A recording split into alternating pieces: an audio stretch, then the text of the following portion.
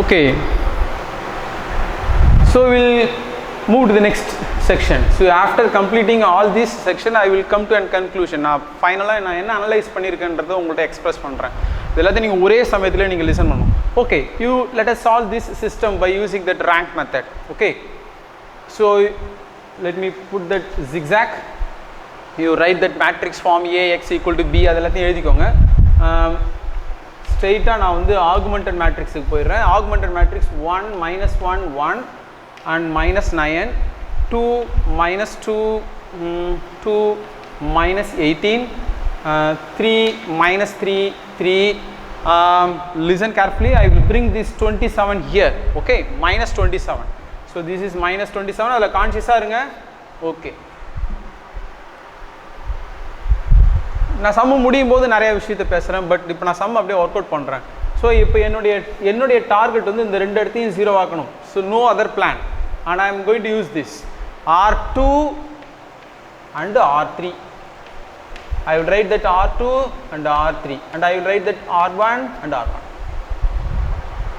So இது என்ன செய்யலாம், இதில் -2 பெருக்கலாம், -2. இதில் என்ன செய்யலாம், இப்போ இதை 0 ஆக்கணும்னா I must multiply -3. Really what happens? -2 + 2 0, +2 -2, sorry இங்கே கிடையாது, -1 1 -9, -2 + 2 0, +2 -2 0, -2 இங்கே பெருக்குனீங்கன்னா -2 + 2 இதுவும் 0. இதில் -2 பெருக்குங்க, +18 -18, again it becomes 0. இப்போ -3 R1 கூட பெருக்குங்க, -3 + 3 0, +3 -3 0, -3 + 3 0, -3 அது கூட பெருக்குனீங்கன்னா 27 -27 0. Wow. So this is echelon form.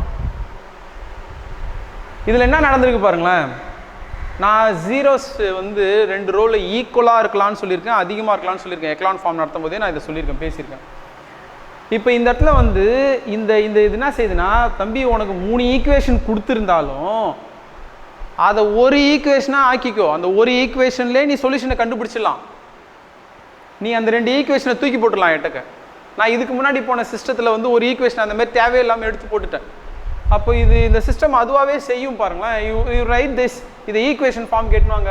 அப்போ x - y + z = -9. ஆம் ரைட்? இது என்ன வரும், 0 = 0. கரெக்டாக நான் ஏன் எழுதுறேன்னு தெரியணும். 0 = 0. So yes, it is meaningful. இது கரெக்ட் எழுதலாம். If you want you can write like this. So இந்த கீழே இருக்கிற 2 ஈக்குவேஷனு காலி ஆயிடுச்சு. 3 ஈக்குவேஷன் கொடுத்தது சிங்கிள் ஈக்குவேஷனாக ரெடியூஸ் ஆயிடுச்சு. நான் போன சம்மில் சொன்ன மாதிரி தான். 3 ஈக்குவேஷன்னா 3 அன்னோன் இருக்கணும். 2 ஈக்குவேஷன்னா 2 அன்னோன் தான் இருக்கணும். இங்கே ஒரு ஈக்குவேஷன் தான் இருக்குது, ஒரு அன்னோன் தான் இருக்கணும். அப்போது இசட்டுக்கு மட்டும் நீங்கள் பேராமீட்டர் செட் பண்ணிங்க. நீங்கள் இசட்டுக்கு தான் பேராமீட்டர் செட் பண்ணணும்னு கிடையாது. ஒய்க்கு சப்ஸ்டியூட் பண்ணலாம், எக்ஸுக்கும் பேராமீட்டர் செட் பண்ணலாம். ஆனால் நம்ம கிளாஸ் ரூமில் இருக்க எல்லாருமே இசட்டுக்கு பேராமீட்டர் செட் பண்ணுவோம். ஸோ தட் வேல்யூவேட் பண்ணும்போது ஈஸியாக இருக்கும். எல்லாருமே இசட்டுக்கு பேராமீட்டர் செட் பண்ணுங்கள். இப்போ இங்கே பாருங்களேன், ஒரு ஈக்குவேஷன் தான் இருக்குது, ஒரு அன்னோன் மட்டும்தான் இருக்கணும் இங்கே. அப்போ 2த்துக்கு பேராமீட்டர் செட் பண்ணுங்கள். 2த்துக்கு இது 2 இது 2 இது 2. 3 அன்னோன் இருக்குது. 3லேருந்து 2 பொருளை தேர்ந்தெடுக்கிறதுக்கு 3 வழி இருக்குல்ல. 3C1 ரைட், 3C2 3C2 அதுக்கு 3 வழிகள் இருக்குது. அப்போ இது XYயாக இருக்கலாம், YZஆக இருக்கலாம், இல்லை XZஆக இருக்கலாம். நான் வந்து என்ன செய்கிறேன், இதுக்கு 2த்துக்கும் செட் பண்ணுறேன். இப்போ பாருங்களேன், let y = t, t is a scalar, sன்னு போட்டுக்கிறேன். z = t. இந்த இடத்துல s, t are parameter.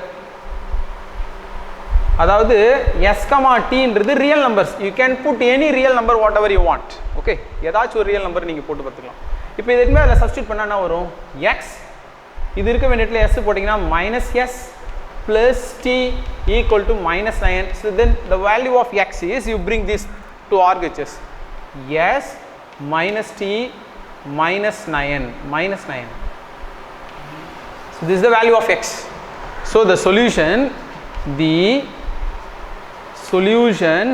are the value of s is s minus t minus 9.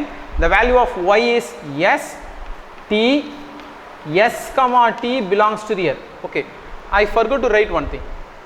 இந்த ஈக்குவேஷன் ஃபார்ம் வர்றதுக்கு முன்னாடி நம்ம என்ன செஞ்சுருக்கணும்? Rank of A bar B என்னது, ரேங்க் ஆஃப் ஏ என்னது? See there will be mark in key point. இதில் கண்டிப்பாக இது கீக்கு இருக்கும். ஸோ இதனுடைய ரேங்க் என்னது?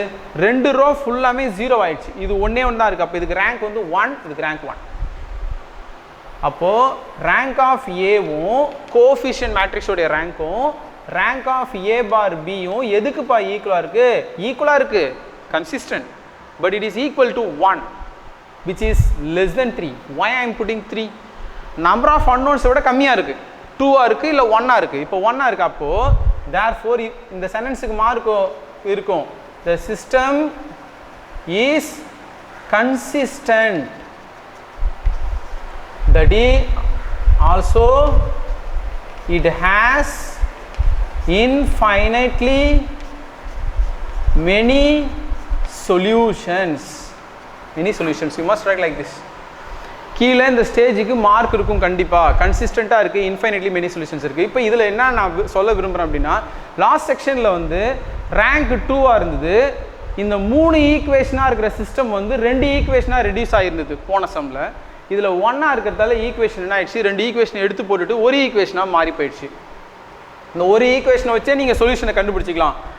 எஸ்ஸுக்கும் டீக்கும் நீங்கள் ஏதாவது ஒரு நம்பரை சப்ஸ்டியூட் பண்ணிங்கன்னா உங்களுக்கு சொல்யூஷன் கிடைக்கும். எஸ்ஸுக்கும் டீக்கும் ஏதாச்சும் நம்பர் சப்ஸ்டியூட் பண்ணுங்களேன். Put s equal to 0 and t equal to 1. எப்படி வேணால் போகலாம், ரெண்டுத்துக்கும் ஒரே மாதிரி போடலாம், வேறு வேறு நம்பர் போடலாம், இது வேணாலும் போடலாம். இப்போ 0 போட்டிங்கன்னா என்ன வரும்? 0 -1 -9 0 1 என்ன வருது? -10 0 1. இது ஒரு ஆன்சர். இதேமாரி நான் இன்னொன்று போடுறேன், 2 s t ஈக்குவல் டு 1 அப்படி போடுறேன். எஸ்ஸுக்கு 2 போடுங்க. அப்போ 2 - 1 -9 2, 1. அப்போ இதுக்கு என்ன வரும்? -10 -10ல் 2 போச்சுன்னா -8 2 1. ஸோ இதெல்லாம் எழுதி காட்ட தேவையில்ல, இதோட சொல்யூஷன் முடிஞ்சிடுச்சு. சம் இதோட முடிஞ்சு போச்சு. போன சம்லையும் அதே மாதிரி இதோட முடிச்சுங்க. இதெல்லாம் உங்களுக்கு எக்ஸ்ப்ளனேஷன் கொடுத்துட்ருக்கேன். -8, 2, 1. ஸோ அப்போ இது ஒரு சொல்யூஷன், இது ஒரு சொல்யூஷன். இதே மாதிரி எஸ்ஸுக்கும் டீக்கும் நீங்கள் நிறைய வேல்யூஸ், நிறைய பேராமீட்டர்ஸ் சப்ஸ்டியூட் பண்ண உங்களுக்கு நிறையா சொல்யூஷன்ஸ் கிடச்சிக்கிட்டே போகும். So come to the graph.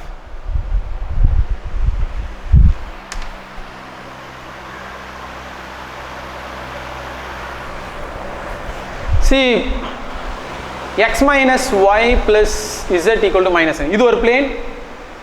இன்னொரு பிளேன் பாருங்களேன். இன்னொரு பிளேனை ஹைலைட் பண்ணுறேன். புதுசாக ஒரு பிளேன் வந்த மாதிரியே தெரில. அந்த பிளேனே அப்படியே க்ரீன் கலரில் மாறிச்சு. ரைட், முதல்ல ப்ளூ கலரில் இருந்துச்சு. இன்னொரு பிளேனை வரைஞ்சோடனே அது க்ரீனாக மாறிடுச்சு. இன்னொரு பிளேன் போடுறேன், வேற ஒரு கலரில் ஆயிடுச்சு. 3 பிளேன் இங்கே ஸ்க்ரீனில் இருக்குது, தெரியுதா? 3 பிளேன் இருக்குது. ஆனால் பார்க்கறதுக்கு ஒரே ஒரு பிளேன் இருக்க மாதிரி தான் தெரியுது. ஒரே ஒரு பிளேன் தான் இருக்கிற மாதிரி தெரியுது. கொஞ்சோண்டு அப்படியே மேலே இந்த ஈக்குவேஷனுக்கு வாங்களேன்.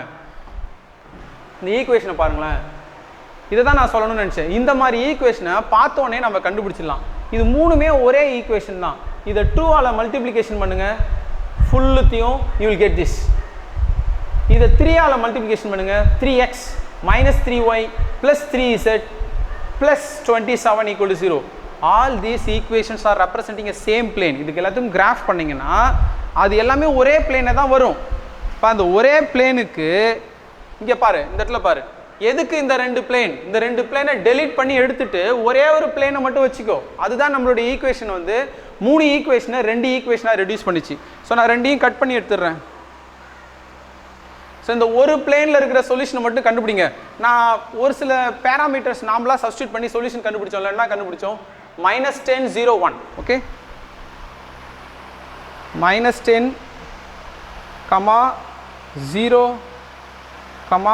1. இது ஒரு சொல்யூஷன். பிளேனுக்கு மேலே தான் இருக்காது பாருங்க. இது இருக்கு பாருங்க, டின்னு ஒரு பாயிண்ட் இருக்கு பாருங்க. இது பிளேனுக்கு மேலே தானே இருக்கு. ஆமாம்ல, இந்த பாருங்க, இப்போ தெரியுது நல்லா. பிளேனுக்கு மேலே தான் இருக்குது. நான் இன்னொரு பாயிண்ட் எடுக்கிறேன். அந்த பிளேனுக்கு மேலே இருக்கிறது எல்லாமே சொல்யூஷன். ஓகே, இன்னொரு பிளேன், இன்னொரு ஆன்சர் வந்து -8 2 1. -8 2 1. Now you listen. இப்போ தெரியுதா? அதில் ஒரு 2 பாயிண்ட் இருக்குது. இதோ பாருங்க, இதோ 2 பாயிண்ட் இருக்கு பாருங்க. இதோ ஒன்று இருக்குது, இது ஒன்று இருக்குது.